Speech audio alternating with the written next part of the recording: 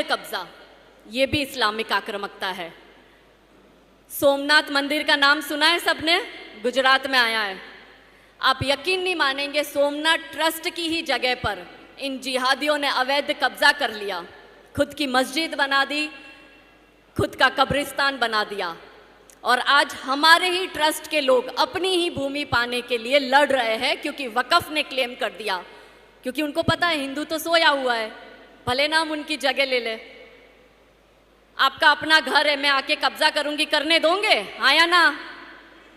हाँ या ना? तो फिर हमारे मंदिर को क्यों कब्जा करने दे रहे हो?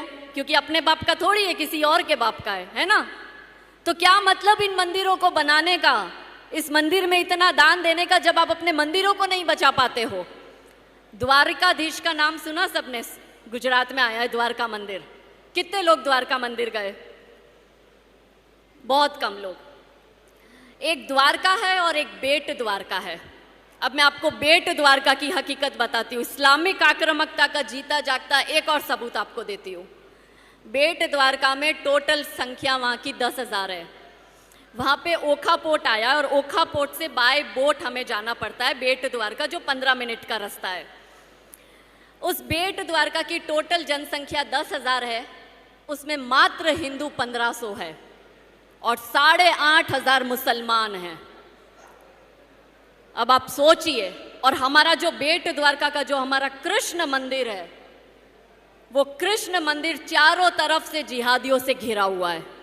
अब इससे भी शॉकिंग बात सुनिए कि 85% मुसलमानों में से 70 से 75% मुसलमानों के मकान, दुकान, घर, जमीन सब अवैध कब्जा करी हुई है।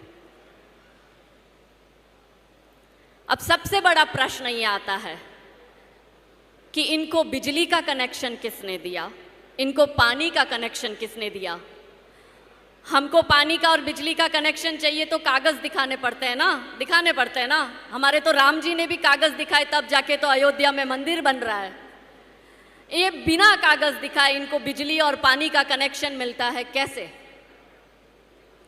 क्योंकि कुछ सरकारी अधिकारी जो आज के औरंगजेब और मोहम्मद गौरी बने बैठे हैं, वो खुद लिखकर इनको हमारी जगह दे रहे हैं और हम हिंदू सोए हुए हैं। क्या कभी किसी ने इन अधिकारियों से प्रश्न किया? मैं धरना देती हूँ अधिकारियों के बाहर, कलेक्टर के ऑफिस के बाहर धरना देती हूँ, 2 महिलाएं नहीं आती मेरे साथ। मुरली जी, 2 महिलाएं नहीं आती। और हिंदू के यंग बच्चे वो गांव छोड़ छोड़ के जा रहे हैं, क्योंकि वहाँ पे जो हमारे हिंदू है वो द्वारका तो जाते हैं, बेट द्वारका नहीं जाते। वहाँ टूरिज्म नहीं है, कोई हिंदू संस्था नहीं है, कोई बड़े हिंदू मंदिर नहीं है। और यकीन मानिए आने वाले 5-10 साल में बेट द्वारका जो है बेट शरीफ बनेगा, क्योंकि इंटरनेशनल मुस्लिम एसोसिएशन को वहाँ की मुस्लिम कम्युनिटी ने लिख के दे दिया है कि इसको बेट शरीफ का दर्जा दो। बस हम हिंदू जैसी कृष्ण तक बोलने में सीमित है, या हम नए नए मंदिर तो बनाएंगे पर जो मेन कृष्ण भूमि है हम उसको नहीं बचा पा रहे हैं। एक हमारे अहमदाबाद में मंदिर आया, जगन्नाथ का मंदिर, बहुत पुराना मंदिर है, वहाँ की जगह पर इन जिहादियों ने कब्जा कर लिया। उसका केस भी कोर्ट में चल रहा है। आप इनकी मॉडेस्ट ऑपरेंडी देखिए कि हर मंदिर के आसपास ये जिहादी अवैध कब्जा करते हैं और हम कब्जा होने भी दे रहे हैं। हम ये सोचते कि हमें क्या, हमारे बाप का थोड़ी है। और जब मेरे जैसे लोग लड़ने जाते हैं तो हमें धमकी देते हैं। मुरली जी, एक मंदिर आया है मोरबी में, अगर आप गूगल करेंगे तो बहुत हेरिटेज पैलेस है, मणि मंदिर मोरबी। इतना विशाल के जैसे संजय लीला भंसाली की पिक्चरों में कैसे बड़े बड़े विशाल महल और मंदिर दिखते हैं, वैसे उस पे अवैध दरगाह, एक छोटी सी मज़ार बनती बनती 3 माल की दरगाह बन गई, 3 माले की। 2.5 साल से उसके लिए मैं संघर्ष कर रही हूँ और मुझे जिहादियों की धमकियाँ इतनी मिली है कि मैं यहाँ पे तो बिना बॉडीगार्ड के आई हूँ। गुजरात में मुझे 4 बॉडीगार्ड के साथ ही घूमना पड़ता है, कहीं भी जाती हूँ 4 बॉडीगार्ड साथ में होते हैं। ये धमकी देते हैं क्योंकि मैंने अवैध दरगाह के खिलाफ आवाज़ उठाई। वो अवैध कब्जा कर रहे हैं तो वो सेक्युलर हो गए।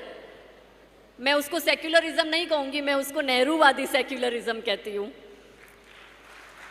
और मेरे जैसे लोग जो आवाज़ उठाते हैं तो धमकी देते हैं कि तेरे चेहरे पे एसिड फेंक देंगे, तेरे पति का मॉब लिंच कर देंगे, तेरे बच्चे जिस स्कूल बस में जाते हैं उसमें बॉम्ब ब्लास्ट कर देंगे।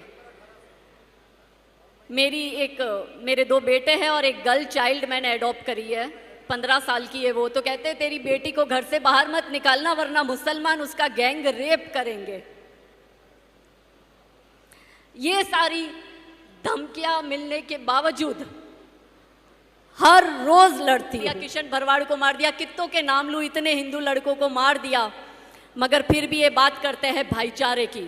और हमारे कुछ नेहरूवादी सेक्युलर हिंदू मुस्लिम भाई भाई की बात करते। मैं कहती हूँ वो अपनी बहन का भाई नहीं हुआ, वो तुम्हारा भाई क्या होगा? ये तो भाई बहन में शादी करते हैं। तो मैं कहती हूँ कि आप इनको देश का वाइस प्रेसिडेंट बना दो, ये हामिद अंसारी बनकर हिंदू के बीच में मुसलमान असुरक्षित है ऐसी बात करेंगे। आप इनको मुख्यमंत्री बना दो, ये मुफ्ती और अब्दुल्ला बनकर देश के साथ गद्दारी करेंगे। आप इनको मेंबर ऑफ पार्लियामेंट बना दो, ये ओवैसी बन के 15 मिनट में हिंदुओं को काटने की बात करेंगे। अच्छा, ओवैसी का नाम आते ही सब में अलग ही खुशी आती है।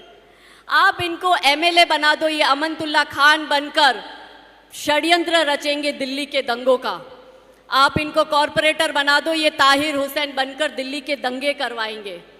आप इनको एमबीबीएस बना दो, ये अफजल गुरु बनकर बॉम्ब ब्लास्ट करेंगे। आप इनको सीए बना दो, ये याकूब मेमन बनकर सीरियल बॉम्ब ब्लास्ट करेंगे। आप इनको आईएएस बना दो, ये जकात फाउंडेशन बना के आईएएस का जिहाद करेंगे, यूपीएससी जिहाद का जिसने हमने नाम दिया है। तो कट इट इन शॉर्ट, आप इनको अलीगढ़ मुस्लिम यूनिवर्सिटी में पढ़ने भेज दो, ये सरजिल इमाम बनकर आप पर पत्थर फेंकेंगे। आप इनको जवाहरलाल नेहरू यूनिवर्सिटी का नहीं लगा, इस देश में 10 करोड़ अवैध बांग्लादेशी और रोहिंग्या रह रहे हैं, वो 10 करोड़ तक पहुंच गए, वो इनको पता नहीं है। पर पेट्रोल 110 हो गया, उसके लिए छाती कुट के रोते। पर हम कहते हैं कि पेट्रोल 200 होने दो, फिर भी वोट मोदी को ही देंगे। पेट्रोल 300 होने दो, फिर भी वोट योगी को ही देंगे। इस्लामिक आक्रामकता के बाद अब दूसरा सबसे एक मैं विस्तारवादी चर्च के बारे में बात करूंगी। हमने राजू जी के साथ आदिलाबाद में कार्यक्रम किया था। वहाँ पे दोनों तरफ से प्रॉब्लम है कि आदिवासियों के धर्मांतरण तो हो ही रहे हैं, साथ में इस्लामिक धर्मांतरण भी हो रहे हैं। एक मीठी बोली से धर्मांतरण करवा रहा है, एक बंदूक की गोली से धर्मांतरण करवा रहा है। ये क्यों हो रहा है? ये इसलिए हो रहा है क्योंकि हिंदू नाती जाति में बताए आदिवासी का धर्मांतरण हो रहा है तो हमें क्या लेना देना। कब हिंदू एक होगा कि हमारा आदिवासी भाई, हमारा दलित, वंचित, पिछड़ा, शोषित भाई को अगर ईसाई धर्मांतरण करवा रहे हैं तो क्या हमारा दायित्व नहीं है कि हम हमारे भाइयों को वो सारी मदद पहुंचाए कि उनका धर्मांतरण ना हो? ये भी चिंता करने का विषय है। तीसरी हमारे देश की प्रॉब्लम है इस्लामिक आक्रामकता, विस्तारवादी चर्च के बाद तीसरी और सबसे प्रमुख प्रॉब्लम है माओवादी षड्यंत्र। माओवादी षड्यंत्र कैसे कार्य करता है? कम्युनिस्ट इस्लामिस्ट ग्रुप मिलकर षड्यंत्र रचता है।